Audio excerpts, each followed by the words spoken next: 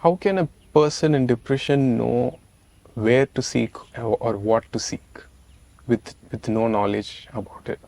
See, when a body becomes diseased, you get to a doctor. One way of treating is probably fight the particular organism with an antibiotic, and let the medicine help you fight the infection, and you get cured.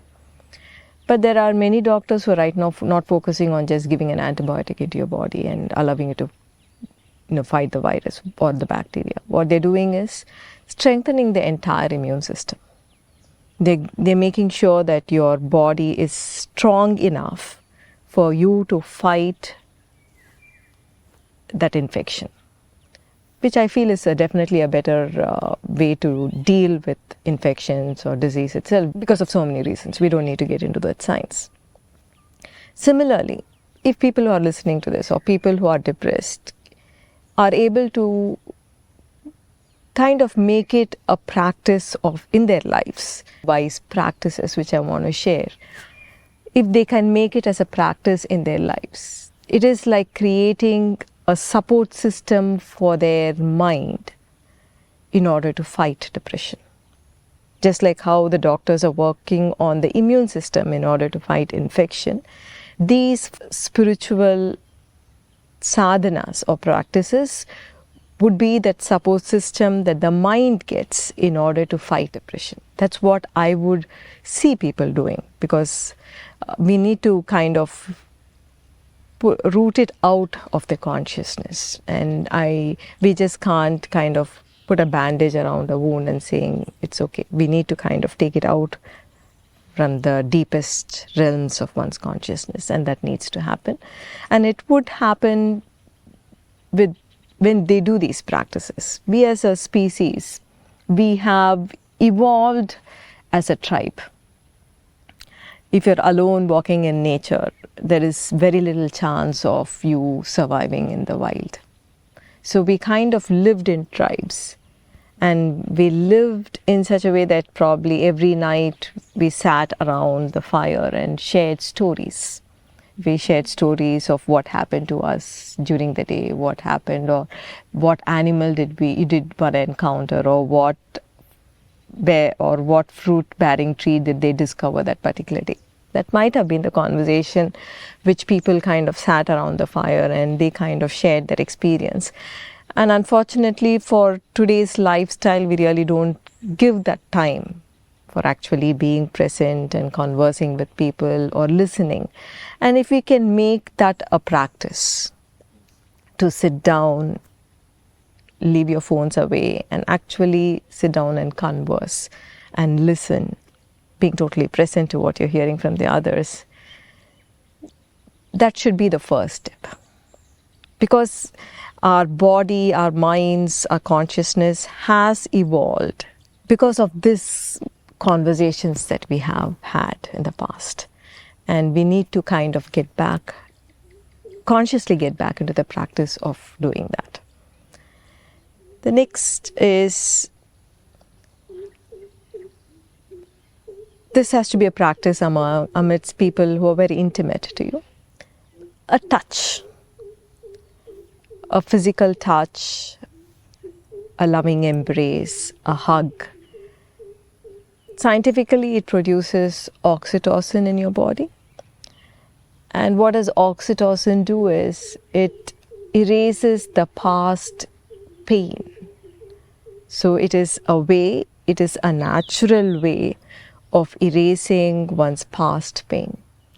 And if you have people, it could be your parents, it could be your child, it could be your partner or your grandparents, where you're able to have such an intimate relationship of like embracing, hugging, touching, holding, that is going to help you to a large extent.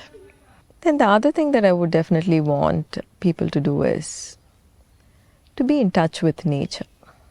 It allows the body to get into a place of harmony. And right now we have seen so much of science that nature heals. And unfortunately we have so much of nature but we live so disconnected from nature. We don't really feel or take in being part of it. We feel ourselves so being separate from it. I know of a very young child who's like 4 years old and who was diagnosed with autism, level 2 autism. And unfortunately for most of the parents, it is about making sure that the child fits into the society at some point. So they kind of make sure that the child goes to school and, learns whatever is possible.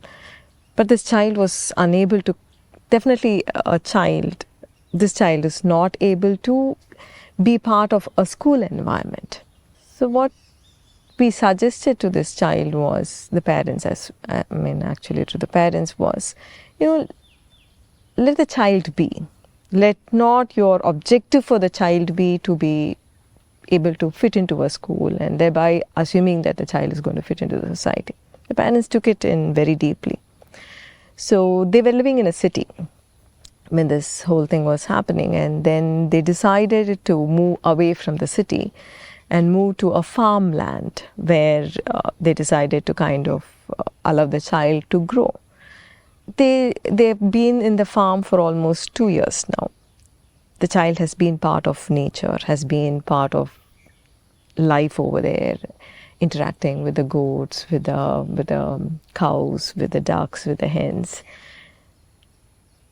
Child has calmed down a lot. All the tantrums have disappeared. The child is calmed down, physically has calmed down. The child has begun to speak. The child was not speaking until 4. Child has started to speak, is very comfortable, very happy.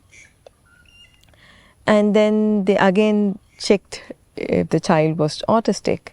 The child was not falling into the autism marker anymore. I'm sharing this for you to understand how important nature plays, the role the nature plays in healing one's mind and the body and the consciousness itself.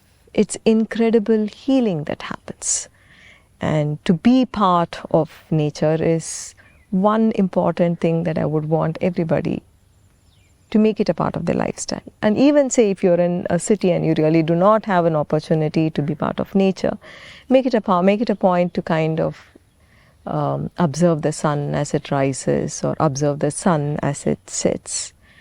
You would slowly begin to move away from that huge wall of separation that you've constructed between you and nature and life itself, allowing you to have this experience of connection with nature. And it's incredibly healing. So it'll be good if anybody who is showing signs of depression or anybody who is depressed already, to kind of equip the mind, to give this support to the mind in order to fight depression. That's very essential. To be part of nature, to experience a friendly touch with your parents, with your siblings, or with your partner or your children. And then also to sit together and converse, to listen, to share, to feel that togetherness. That would be I would say, very important for not only people who are depressed, but it's also very important so that you don't get into depression at any point. And to have a mind that can be joyful and present, it's very essential.